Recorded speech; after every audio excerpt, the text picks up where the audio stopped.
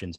So your background is obviously in the Australian military, and whenever I speak with people from your age cohort, a lot of their mentalities were shaped during the Cold War. So they were, H.R. McMaster famously, like when he's at West Point, his expectation is he's going to become a tank commander and go to West Germany to protect against a Soviet invasion. There's really that frame there. Your frame when you are coming in is there is this Russian Soviet bear. It's very powerful. We all know, like, US troops referred to as tripwire forces. Western Europe, sans nuclear weapons, is conquered by the Soviets. I've been struck by how incompetent the Russian military seems to be. And push back on this is untrue, but I think what feels frustrating to me is, obviously, I don't support US intervention because of the nuclear risk. But it seems to me that if the US did decide to intervene, this Russian army is not the Soviet army, even with Putin's 20 years of reform. So this army he has right now is a better army than it was during the 1990s. There are conscripts, but there's even fewer conscripts than there used to be. What is going on with the Russian army when it comes to these logistical issues, when it comes to the inability to just perform, not the street to street fighting, but the basic details of logistics in those parts? Yeah, so we should come back to nukes, right? Because the Russians think about nuclear weapons completely differently from how we do. But in terms of the conventional Russian forces, there were significant reforms known as the New Look reforms between 2008 and about 2011. And a number of features of that was reacting to what the Russians thought were poor performances in Georgia and in Chechnya. And they certainly are dramatically better than they were then. They are also better equipped with more advanced weaponry, and they're just a more professional, better organized force than they were. But a lot of what we're seeing from them is the classic screw ups that we saw, going back again to the Soviets in the Cold War: bad logistics, sticking to the roads, not planning in a way that allows you to be flexible when the situation changes, heavy reliance on firepower, use of conscripts in sort of overly simplistic maneuvers where junior commanders don't have a lot of freedom to maneuver, attempt to quickly overpower using special forces, and then when that fails, going to the sledgehammer. These are all things that we've seen from the Russians and from the Soviets before them, going back to when I was a junior officer studying the Russians in Afghanistan. I mean, this is the stuff that they do. It is surprising, I think, that they haven't been more professional. But I don't think it's that surprising when you look at their previous combat performance in a variety of theaters. So, we can talk nukes as well, but I think the conventionally, please, nukes, go there. Yeah, well, so Russia has about 4,500 nukes, significantly more than the US does. More importantly, though, the Russians have a much more extensive tactical nuclear weapon or non-strategic nuclear weapon stockpile, as little as 0.1 to 0.3 of a kiloton. So the Hiroshima bomb was 15 kilotons. So we're talking about much smaller weapons. And the Russians battlefield nukes. Battlefield nuclear weapons, right. And the Russians have always regarded nuclear weapons as kind of a species of large artillery, rather than how we look at them, which is a sort of militarily unusable species of super weapon that would lead to the end of the world if you were to use them. That's not how the Russians think about them. And Russian nuclear strategy, this is a disputed concept, by the way. The notion of retaliatory or de-escalatory strikes, something some people call escalate to de-escalate. That sounds like an oxymoron. I know, yeah. We could get into it, but it's a big debate in the Russia watcher community. But back in the late 1990s, early 2000s, Russian nuclear strategy involved the notion that in the event of a major non-nuclear attack on the nation, that the use of a first strike nuclear weapon would be considered acceptable. And the notion there was, imagine you've got a US force in the middle of the Atlantic sailing to Europe to be part of a war against Russia.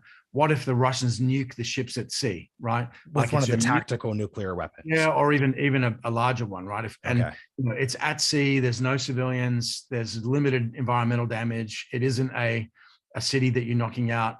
And the calculus was it would be irrational for the US to retaliate and trigger a global thermonuclear exchange just because they lost a fleet at sea, right? But they wouldn't necessarily send another one. I mean, wow, it's a big gamble, right? But that was the sort of discussion at the time, that it might be rational to use nukes on that kind of a target. More tactically, in a land theater, a lot of the Russian missiles, like the Iskander-Ms that have been fired in the last few weeks, can be either nuclear or non-nuclear, and can be used to sort of clear a path for a ground force to push through. Now, think about if you're pushing an armored column of Russians through an area that you just nuked, like, a lot of those people are going to die, right, from just the radiation. So it's an incredibly cynical and brutal way to treat your own troops. And I think it'd be a huge step for the Russians to do that in terms of losing popular support. But I'll just say it's in their doctrine, right? It's something that they could theoretically think of doing in extremis. And it's very different from how we think about nuclear weapons. And, it's interesting. We're getting to the counterinsurgency part. So historically, at a theoretical level, a key, and I don't need, this is more for the audience. I don't need to tell you, I don't need to educate you on this, you wrote a book called Counterinsurgency. So apologies for the condescension, but historically, an important factor in successful insurgencies has been borders, in the sense that why do Filipinos ultimately fail to defeat the U.S. after the Spanish-American War? After the war there, it's because it's an island, and at a practical level, and they're not supplied by anyone, and the U.S. effectively was able to do that. But what do you see in Vietnam? You see the border with China, where supplies pour in, where, for a variety of obviously nuclear and Cold War reasons, the U.S. is not going to interdict or launch a war against there. In Pakistan, you have that with the Afghan war. In Iraq, you have that with Syria. So there's this consistent history of successful insurgencies, and this didn't quite work in Iraq, but insurgencies that could wage protracted, costly struggles that limit the political objectives of the occupier. In this case, you have this border with Western Europe, not just Western Europe, but NATO countries, where once again, you're seeing supplies come in. How does this dynamic play into Russian thinking? Because this isn't just like, oh, you're going over the mountains into Afghanistan. This is like straight up easy land borders, where on Twitter, we're seeing people say X number of bullets are crossing into the country now. How are they thinking about that? Yeah, well, the short answer to that is we don't know, right? Because the Russians haven't been very public about their current thinking on a potential protracted war. In fact, to the extent that we know what they were thinking, it seems they were hoping and expecting a short war. But if we do get into a protracted conflict, you're absolutely right that what counterinsurgency people call sanctuary or safe haven on the other side of the border will immediately become an issue for the Russians, even if they're able to secure the whole of Ukrainian territory, which isn't necessarily feasible, right? Then they're going to have a significant problem with infiltration of fighters and weapons and medical supplies and advisors and all that kind of stuff from Western Europe. And it's very, very difficult to control a country when you have that. Now, one possibility might be that instead of trying to occupy all of Ukraine, there's a town called Dnipro, which is on the Dnieper River, which runs through the middle of Ukraine. And it's possible that they might try to link up the southern and northern thrusts. I mean, if you look at a map right now, it looks kind of like a set of jaws closing on Ukraine from the east, and the sort of teeth, right? The thrust north from Crimea and south from Kharkiv. You could potentially link that up along the Dnieper River, and then Russia controls eastern Ukraine, and it has a river and a defendable border, more defendable, that would allow it to try to control that portion of the country. Still an enormous challenge, right? You're still talking about 20 odd million people, but more so than trying to control the whole of the country. I don't think the Russians want to do that. I think they want to do a deal. They want a new regime in Kyiv that will do that deal, and short of that, they want to find some kind of face-saving way to declare victory and leave. But if they do get drawn into a protracted counterinsurgency, that's the sort of, extreme measures they might have to think about. And this is where it gets fascinating, because once again, it seems to me the takeaway is this was premised on a 3-day shock and awe style campaign. But with every single day, with every single Ukrainian death, with at this point, if Zelensky, you could have, I'm not sure the degree to which the claims about an assassination attempt on Zelensky in the first few days were accurate or not, but should that happen at this point, that seems to be a political disaster. If I'm Russia, I'd much rather exile him than cause a death in terms of a pure martyrdom issue. But at this point, though, why wouldn't there be an insurgency against the Russian puppet regime?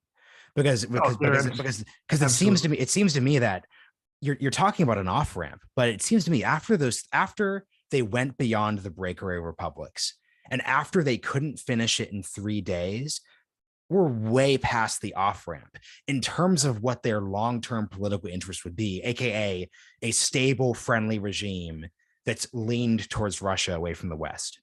Yeah, so you're making a great point, and I hadn't actually thought of that, but it is a very sensible way to think about it, right? That, from the Russian standpoint, what's better, right?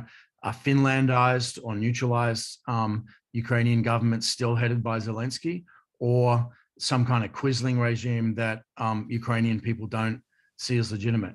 And one quick thing that also would not be seen by the West as legitimate at this point, especially if Zelensky escapes or some form of government exile exists. If Russia's a pariah state, that quisling government is even more of a pariah state.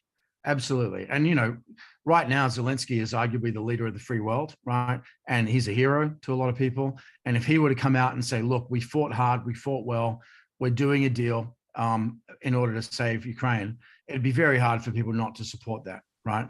And so, yeah, I think you're quite right about that. I think that would be the ideal outcome from the Russian standpoint. But again, that's not necessarily how these things go, right?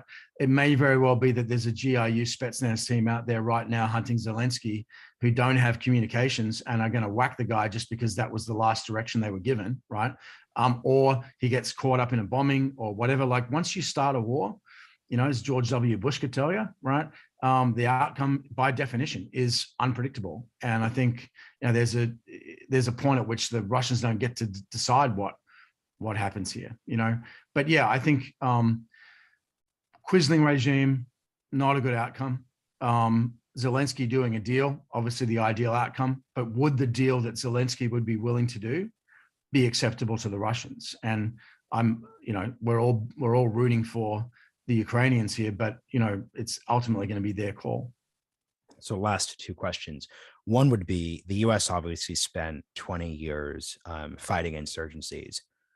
What have the Russians learned from our failures and successes in that mission?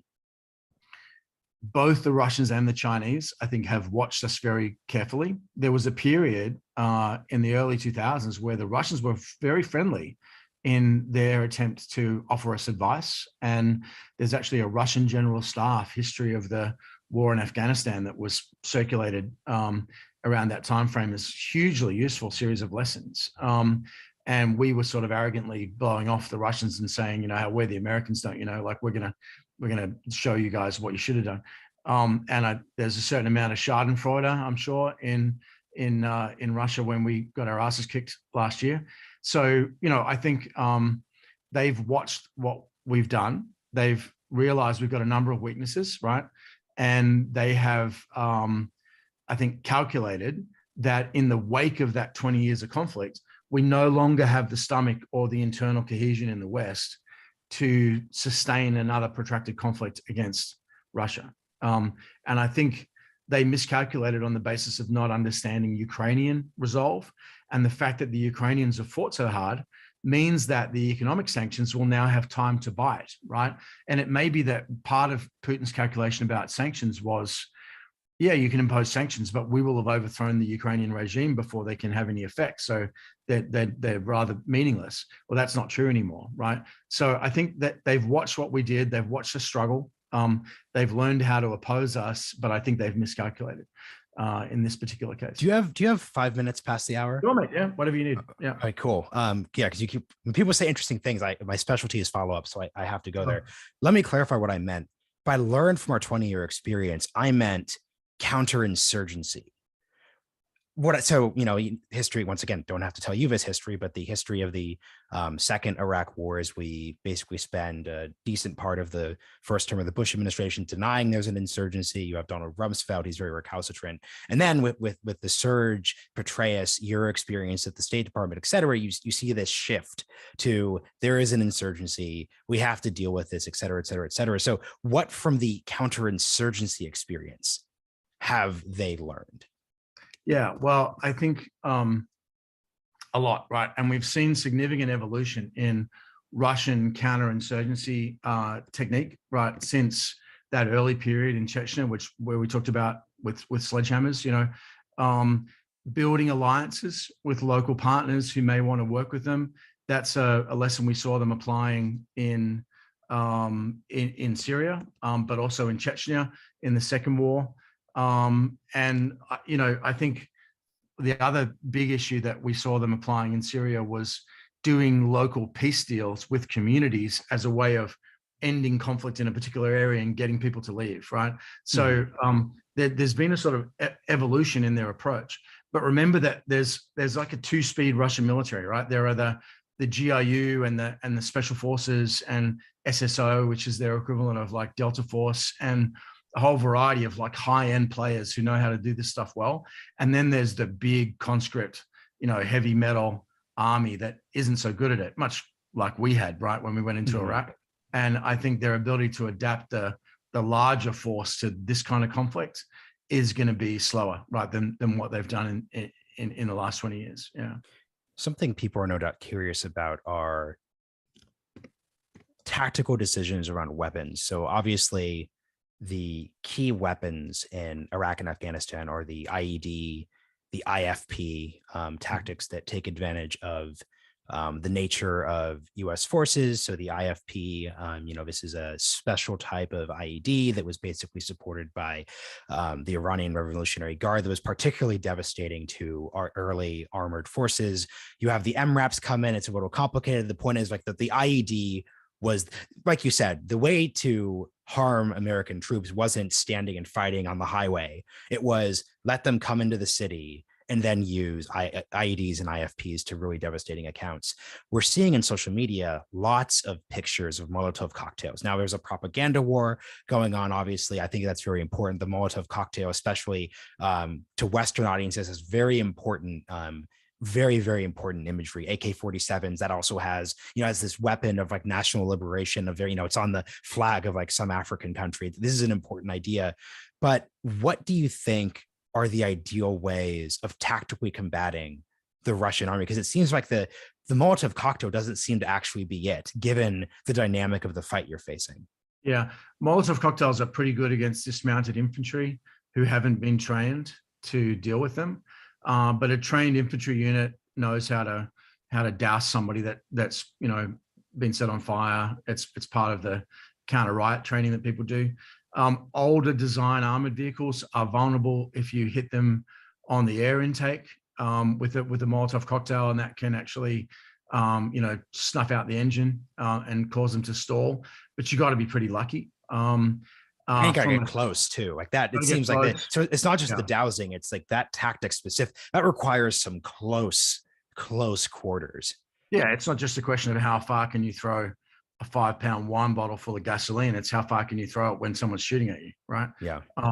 And it's tricky, right? But certainly, I think the more significant weapon, and one that is flooding in now to Ukraine, and something that the Ukrainians are going to have to husband very carefully if they want to sustain an effort, is the man-launched or man-portable, as they describe it. It's mostly men, I guess, anti-armor weapons. So the Javelin FGM-148, which is American design, a thing called the NLAW, which is the British equivalent of that, variety of older weapon systems that are coming in from Finland and elsewhere, essentially are what are known as top attack weapons. So you can launch them from a distance, they climb and then attack a target from above. And that's typically where tanks are quite weak. Tanks and armored vehicles are weak in their top armor. The Russians have done a number of adaptations to make their armored vehicles more defendable against those. And I think, that has improved it, but they're still quite vulnerable. And you can look at just the pictures of destroyed Russian armored vehicles from the last week, many of which were knocked out by these kinds of things. Tactically, it's about ambushing rather than IEDs, right? So you've got a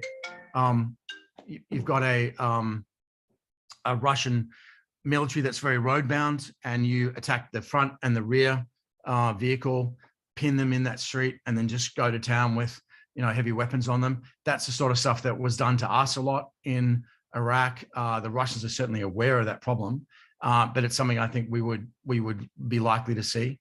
And then the other thing, and it's a, you know, dirty little fact about insurgency, you don't necessarily gain the most mileage by attacking Russian combat troops in the front. You gain the most mileage by attacking logistics units, support units, and frankly, the civilian population that supports the Russians, right? That's why insurgencies rapidly turn into civil wars and get very violent and grubby, because the easy target to attack is civilians.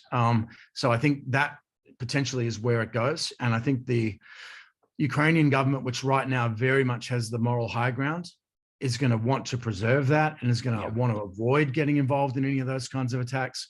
But it's really hard to avoid getting sucked into that. And of course, there's the problem of fake news and Russian propaganda and false flags and all that in terms of presenting, you know, falsehood as truth. And I think we might see a lot of that play out as an important element in the event of a conflict like this.